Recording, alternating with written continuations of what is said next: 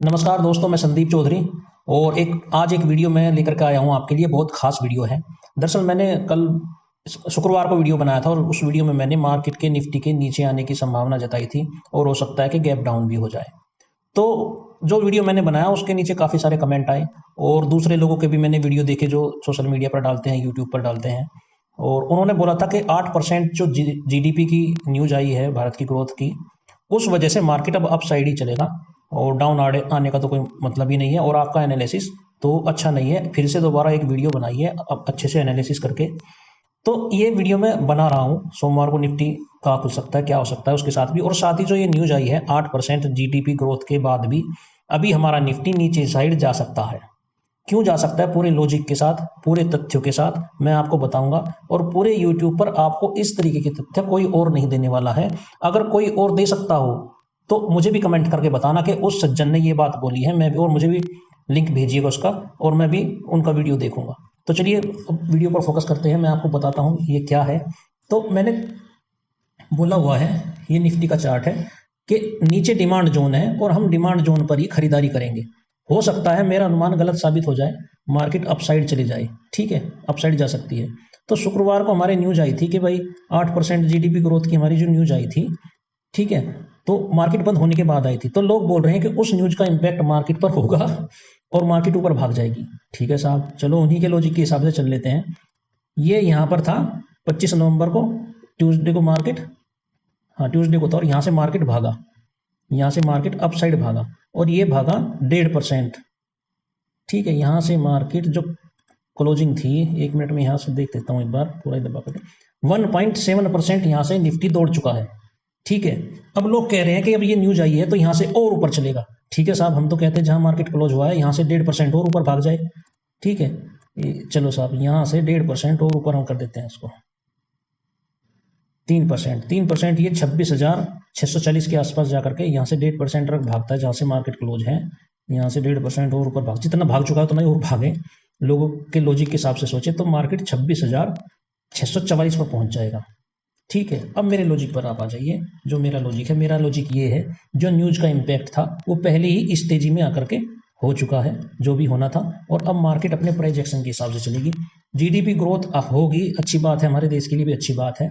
लेकिन जब होगी तभी तो मार्केट में उसका सराहना शुरू होगा। फिलहाल तो ये छोटा सा एक्शन था और हो चुका है। चलो, अब मैंने चैट जीपीटी पर ये सर्च किया है, चैट जीपीटी पर कि भारत की जीडीपी का जो दर है उसका निर्धारण कौन करता है, उसका अनुमान कौन लगाता है। तो इसने मुझे जवाब दिया है, नेशनल स्टेटिकल ऑफिस है जो भारत की जीडीपी को तय करता है। उसके तिमाही, सालाना जो भी आंकड़े होते हैं वो जारी करता है, ये संस्थान करता है। और ये रिकॉर्ड बनाता कौन है, इनका अनुमान कौन लगाता है, कौन कौन सी संस्थाएं हैं? आरबीआई है, वित्त मंत्रालय है, नीति आयोग है, एसबीआई रिसर्च है, और ये जो भी है ये एजेंसियां यहाँ पे। तो मुझे बताइए इन एजेंसियों में कौन लोग काम करते हैं? क्या एआई काम करता है? क्या रोबोट काम करते हैं? क्या ये डेटा, इन लोगों ने जो डेटा कलेक्ट किया है, जो अनुमान लगाया है, वो अनुमान बिग मनी के पास पहले नहीं पहुंच सकता आपसे?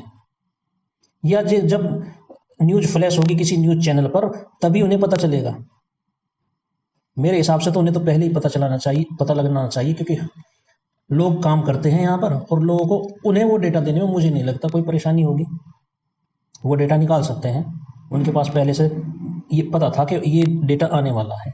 तो मुझे बताइए वो अपनी पोजीशन पहले बनाएंगे या अब जब न्यूज मार्केट में आ चुकी है तब पोजीशन बनाएंगे? आप ही सोचिए। एक न्यूज चैनल जब न्यूज कवर करता है तो उसके पास न्यूज कहाँ से आती है, उसका सोर्स कहाँ से आता है? ये जो संस्थान है हमारे, यहीं तो से वो जानकारी जुटाएगा, यहीं से तो वो न्यूज आएगी। जब इस संस्था ने ये डेटा घोषित किया होगा तभी तो ये जानकारी उनके पास आई होगी।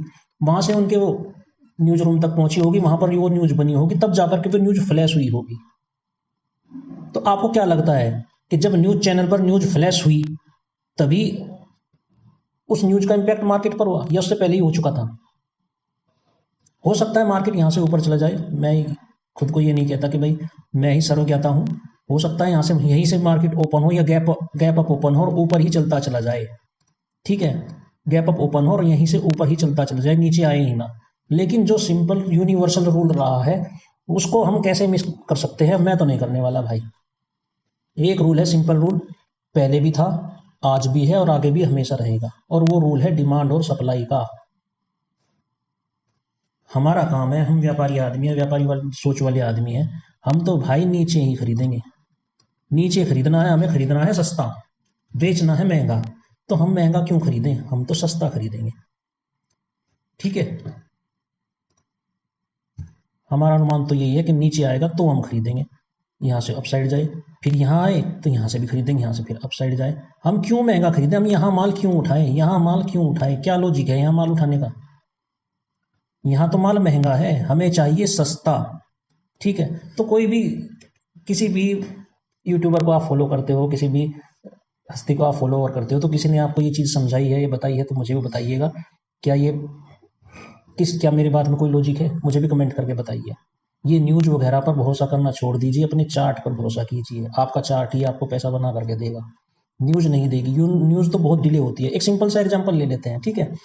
समझ, मान लीजिए कोई सड़क दुर्घटना हो जाती है, ठीक है, और किसी रिपोर्टर के पास फ़ोन आता है, जहाँ पर एक्शन हुआ है वहाँ से किसी का फ़ोन आता है कि यहाँ ऐसे-ऐसे हो गया है, या वो किसी सरकारी जगह से वो इन्फॉर्मेशन लेता है, ठीक है। उसके पास तो डिले ही पहुँच रही है ना, फिर उससे वो उसके न्यूज़ रूम तक पहुँचेगी, फिर वहाँ से वो न्यूज़ फ्लैश होगी, तो तब तक तो ऑलरेडी वो न्यूज़ बहुत पुरानी हो चुकी है। आपको लगता है जब वो न्यूज़ प्लेटफ़ॉर्म पर आई है कि वो अभी ताज़ी-ताज़ी न्यूज़ है, लेकिन वो ऑलरेडी पुरानी हो चुकी है। इस बात को आपको समझना होगा, न्यूज़ जब आती है वो ऑलरेडी पुरानी हो चुकी होती है, और इस चीज़ को आप कभी भी कर नहीं सकते। या तो आपके पास वो रिसोर्स होने चाहिए, वो ताकत होनी चाहिए कि आप भी उस न्यूज़ फ्लैश होने से पहले ही प्राप्त कर लो, या फिर आप अपने चार्ट पर भरोसा कर सकते हैं। हमें तो नीचे ही खरीदना है, महंगा बेचना है, सस्ता खरीदना है, महंगा बेचना है, अपने प्राइस पर खरीदेंगे भाई साहब। यहाँ पर बोली लग रही है मार्केट में, और बाजार जब चलेगा तो अपने प्राइस पर खरीदेंगे, सस्ता खरीदेंगे, महंगा बेचेंगे।